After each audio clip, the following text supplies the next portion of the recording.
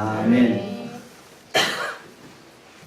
지난 2017년 한 해 동안 빅데이터 상으로 대한민국에서 가장 많이 회자된 단어 중에 하나가 프레임입니다. 프레임. 무슨 뜻일까요? 사전적 의미는 틀, 뼈대를 의미합니다. 혹은 어떤 물건의 테두리나 얼개가 되는 물건을 의미하거나 혹은 일정한 격식이나 형식을 가리킵니다. 자동차의 차체를 프레임이라고 합니다. 그리고 사진 한 장 한 장을 프레임이라고 합니다. 또 요즘에는 정치에서 사회나 정치를 보는 시각을 프레임이라고 합니다. 우리는 프레임으로 세상을 봅니다. 그리고 그 프레임에 갇힙니다. 우물안 개구리라는 말을 아시죠? 우물안 개구리는 우물의 입구 모양이 프레임입니다. 그것을 통해서 세상을 봅니다. 그런데 사실은 이 개구리는 우물의 프레임에 갇혀 있는 것입니다. 우물 안의 개구리가 본 그 하늘은 원래의 하늘보다 협소하고 왜곡되기 마련입니다. 여러분 혹시 이런 수박 보신 적 있으십니까? 책에서 봤어요. 책에도 봤고 요즘 마트에도 한번 본 것 같은데요. 네모난 수박. 어떻습니까? 이게 사실은 굉장히 여러 가지로 유리하다 그래요. 그죠? 운송할 때도 유리한 면이 많다고 해요. 그리고 디스플레이 할 때도 이렇게 아무래도 동그란 것보다는 훨씬 면적을 덜 차지하겠죠. 진열하기도 좋다고 합니다. 어떻게 만들까요? 뭐 유전자 조작하는 건 아니에요. 이렇게 만듭니다. 이 프레임에 가다 놓는 거죠. 저는 이걸 보면서 무섭다는 생각을 했습니다. 네모난 프레임에 가다 두면 둥근 수박도 네모난 수박이 됩니다. 역사 교과서 논란이 있었죠. 역사 교과서 국정화 논란이 있었습니다. 전 정권은 역사 교과서를 국정화하려고 했고 현 정권은 그것을 취소했습니다. 아주 치열한 다툼이었습니다. 왜 이렇게 치열한 다툼을 했을까? 왜 이렇게 우리 사회가 치열한 논쟁을 했을까요? 왜냐하면 이 역사 교과서는 향후 20년 혹은 30년 후에 이 세대를, 이 사회를 이끌어갈 세대의 프레임이 되기 때문입니다. 프레임이라는 것이 얼마나 무서운지를 보여주는 그림이 있습니다. 이게 조금 해상도가 낮아서 좀 그런데 여러분 보시기에 누가 가해자고 누가 피해자 같습니까? 자, 이 그림에 의하면 왼쪽에 칼을 들고 있는 사람이 가해자. 그렇죠? 그리고 오른쪽에 있는 왠지 의학하고 비명을 지르는 듯한 사람이 피해자로 보입니다. 자, 전체 사진을 보여드리겠습니다. 이게 프레임입니다. 자, 전체 사진을 보니 왼쪽에 있는 사람이 피해자이고 오른쪽에 있는 사람이 가해자입니다. 프레임은 우리의 시각을 협소하게 만들기도 하지만 어떤 사실을 우리가 바라보는 이 세상을 왜곡시키기도 합니다. 이게 프레임의 무서움입니다. 올해 남한산성이라는 영화가 있었습니다. 보셨습니까? 네. 저는 못 봤습니다. 책으로 읽었습니다. 화친을 주장한 최명길. 이병헌 씨가 화친을 주장한 그 최명길 역을 했습니다. 그리고 척화를 주장한 김상헌, 김윤석이라는 배우가 연연했습니다. 자, 동일한 전쟁 가운데 동일한 조국을 경영하면서 이 조정이 극과 극으로 나뉩니다. 시대와 상황을 보는 눈이 전혀 다릅니다. 화침판은 항복해야 합니다. 일단 살아야 하지 않습니까? 라고 주장했습니다. 그러나 척화판은 산다고 해서 사는 것이 아닙니다. 싸우다가 죽어야 합니다. 라고 주장했습니다. 팽팽했습니다. 어느 한편의 의견이 전적으로 옳지도 혹은 전적으로 잘못된 것도 아니었습니다. 이 두 사람은 서로를 존중하면서 때로는 서로를 존경하고 칭찬하면서 그러나 아주 치열하게 논쟁합니다. 살아서 죽을 것인가? 죽어서 살 것인가? 절대 양보하지 않습니다. 여러분, 우리에게도 프레임이 있죠. 우리에게도 프레임, 우리는 우리가 가지는 프레임으로 세상을 보고요. 또 그 프레임에 갇힙니다. 오늘 본문에는 한 사람을 바라보는 프레임이 얼마나 다른지를 보여줍니다. 자, 나면서부터 앞을 보지 못하는 맹인이 등장합니다. 선천적 시각장애인입니다. 이 선천적 시각장애인을 보는 두 프레임이 나옵니다. 하나는 제자들이 보는 프레임이에요. 제자들은 뭐라고 말합니까? 누구의 죄입니까?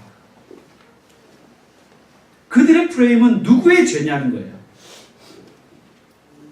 선생님, 이 사람이 날 때부터 맹인으로 태어난 것이 누구의 죄 때문입니까? 자기의 죄 때문입니까? 부모의 죄 때문입니까? 이 사람을 죄인이라는 프레임에 가둬버립니다. 정말 무섭지 않습니까? 세상이 여러분 이렇습니다. 이 불쌍한 장애인을 자신들의 프레임으로 딱 가둬버립니다. 장애 혹은 질병은 죄 때문이라는 그들의 프레임으로 이 불쌍한 사람을 재단해 버리는 거예요. 심지어는 죄 없는 그 부모까지도, 그 가족도 연좌죄로 프레임에 넣어버립니다. 나아가 자기 자신도 프레임에 갇혀버립니다. 그런데 예수님은 전혀 다른 눈으로, 전혀 다른 프레임으로 이 사람을 바라보십니다. 뭐라 그러시죠? 하나님의 일하심. 예수님은 이 사람을 향해서 하나님의 일하심이 있다고, 하나님의 일하심으로 바라보십니다. 여러분, 프레임은요, 이렇게 우리의 생각과 우리의 행동을 결정합니다. 여러분, 이 시간 여러분에게 질문합니다. 예수님을 믿는다는 것은 무엇입니까? 여러분, 예수님을 믿는다는 것은 무엇입니까? 예수님을 믿는다고 하면서 여전히 나의 프레임을 가지고 예수님을 바라봅니다. 예수님을 믿는다고 하면서 여전히 나의 프레임으로 나를 바라봅니다. 예수님을 믿는다고 하면서 여전히 나의 프레임으로 세상을 봅니다. 그것은 정말 예수님을 믿는 것일까요? 예수님을 믿는다는 것은 예수님의 프레임으로 바라보는 것입니다. 우리 교회는 심야 기도회가 없습니다. 금요 심야 기도회가 없습니다. 어떤 분들이 그러시더라고요. 왜 금요 기도회가 없냐고. 개척교회는 기도해야지 부흥하지 않느냐고 그렇게 이야기하시더라고요. 맞는 말일 수도 있죠. 그런데 이런 것입니다. 교회에 대한 자기 프레임이 있는 것 같아요. 교회에 대해서. 그 프레임에 자기도 넣고 교회도 넣습니다. 여러분, 한번 생각해 봅시다. 금요 기도회가 있어야 기도합니까? 물론 있으면 좋지만 금요 기도회가 있어야 기도합니까? 혹은 기도는 교회 성장의 도구입니까? 혹은 부흥이 교회 존재 목적입니까? 마치 예수님을 향하여 따지고 들었던 바리새인들의 모습이 떠오릅니다. 예수님을 향하여 바리새인들이 이렇게 따졌습니다. 왜 당신과 당신의 제자들은 금식하지 않습니까?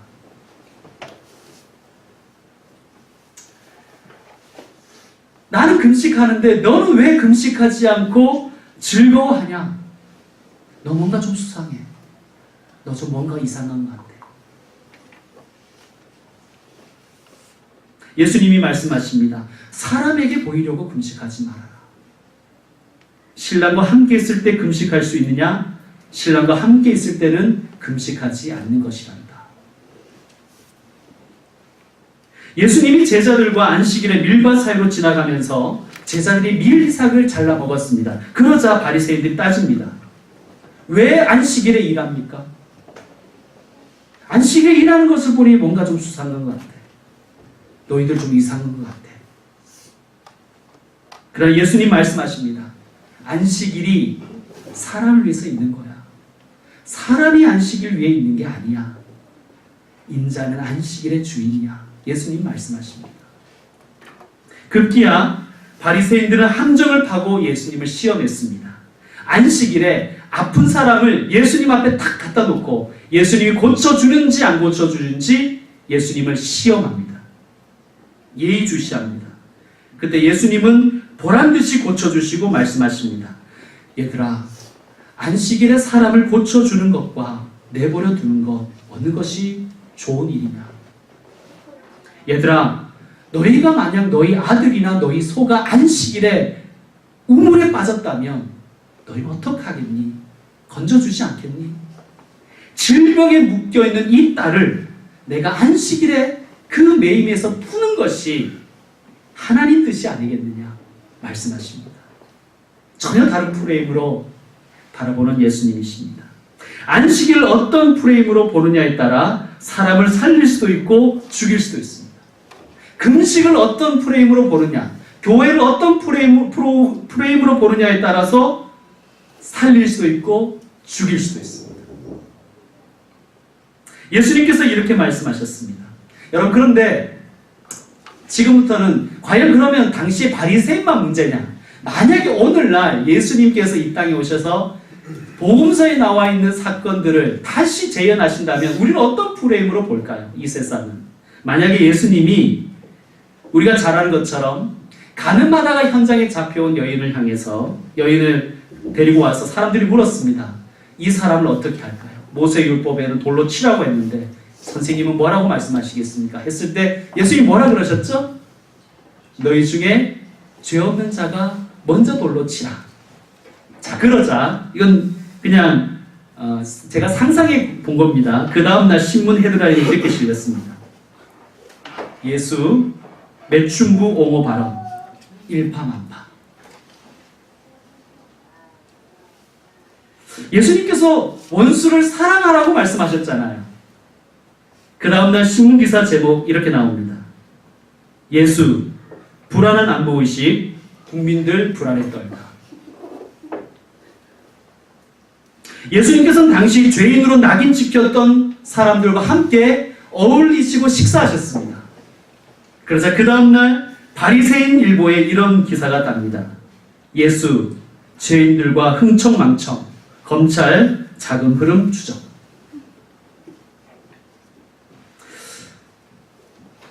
역사적 인물을 보는 관점도 아마 이런 일들이 벌어질 것 같았습니다.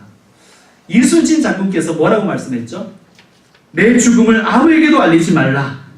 그 다음날 신문기사 이순신 부하에게 거짓말하도록 지시 도덕적 결함 발견. 김구 선생님이 이렇게 말씀하셨습니다. 나의 소원은 첫째도 통일, 둘째도 통일, 셋째도 통일입니다. 그 다음날 신문 김구 통일의 눈이 멀어 민생과 경제 내팽개쳐. 최영 장군이 뭐라 그러셨죠? 황금 보기를 돌같이 하라. 네티즌들 황금은 누구 것입니까? 해시태그. 이제 말씀 마무리하겠습니다. 경상도 사람에게 사기를 맞은 사람은 이렇게 말하죠. 경상도 놈들 다 사기꾼이야. 전라도 사람에게 당한 사람은 이렇게 말합니다. 말도 하지 마. 전라도 놈들 상종 못할 곡성이야. 충청도 속 터져. 여러분, 사람들은 자기 프레임으로 세상을 봅니다. 그런데 참 놀라운 것은 자기가 보는 그 프레임에 또한 갇혀버립니다. 진보와 보수, 노조와 사용자, 여와 야. 2018년 우리는 어떤 프레임으로 살아야 하겠습니까? 여러분, 우리는 어떤 프레임으로 살 것입니까? 여러분 어떤 프레임으로 살기를 원하십니까? 나한테 맞춰! 아닙니다. 혹은 내가 다 양보하고 너에게 맞춰줄게. 그것도 아닙니다. 내 프레임, 너의 프레임 다 내려놓아야 됩니다. 이 시간 2018년 이 첫 시간에 여러분과 이 결심을 했으면 좋겠습니다. 예수 프레임으로 살아갑시다.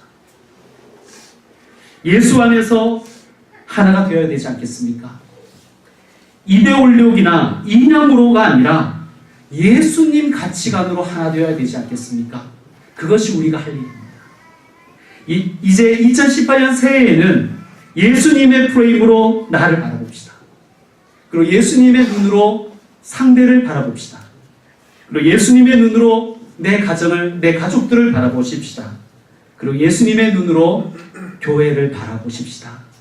그리고 예수님의 프레임으로 세상을 바라봅시다. 자, 이 시간 우리 한번 따라하겠습니다. 2018년 예수 프레임으로 살겠습니다. 우리 같이 한번 따라하겠습니다. 시작. 2018년 예수 프레임으로 살겠습니다. 한 번 더. 2018년 예수 프레임으로 살겠습니다. 마지막 한 번 더. 2018년 예수 프레임으로 살겠습니다. 아멘. 그렇게 사십시다. 이 시간 우리 합심 기도했으면 좋겠습니다. 기도 제목은 제가 여기 올려두었고요. 우리 기도 제목 한번 읽어볼까요? 시작. 주님의 프레임으로 보게 하옵소서. 주님의 눈으로 나를 보고 주님의 눈으로 다른 이를 보고 주님의 눈으로 내 가정과 교회를 보고 주님의 프레임으로 세상을 보게 하여 주옵소서. 우리 이 시간 함께 기도하겠는데요. 여러분 이 시간에 이 마음을 품었으면 좋겠어요. 거듭났다는 게 뭘까요? 거듭났다는 것. 거듭났다는 것은 나는 죽고 예수로 사는 것 아니겠습니까? 예수님을 믿는다는 것은 내 프레임을 버리고 예수 프레임으로 사는 것입니다. 그것이 거듭났다는 것입니다. 여러분 이 시간 우리 이 기도의 제목을 가지고 하나님께 기도했으면 좋겠습니다. 하나님, 새해에는 눈물 가득한 예수님의 그 사랑의 눈으로 세상을 보게 해주십시오. 주님, 예수님, 새해에는 따뜻한 예수님의 시각으로 내 가족을 바라보게 해주십시오. 예수님, 새해에는 주님께서 몸을 주고 사신 교회를 예수님의 눈으로 바라보게 해주십시오. 우리 이 시간 하나님 앞에 합심 기도 드리겠습니다. 기도하겠습니다. 하나님 아버지, 2018년을 말씀과 함께 시작하게 해주셔서 감사합니다. 내가 죽고 예수로 다시 살게 하여 주시옵소서. 내 자가 죽지 못하여 비난하고 불평하고 불만하고 마치 사람을 원수처럼 대하며 살았습니다. 새해에는 예수님의 눈으로 나를 보고 세상을 보게 해주십시오. 눈물 가득한 예수님의 그 사랑의 눈으로 내 자녀를 보고 내 남편과 아내를 보고 내 부모님을 보고 내 가정을 바라보게 하여 주시옵소서.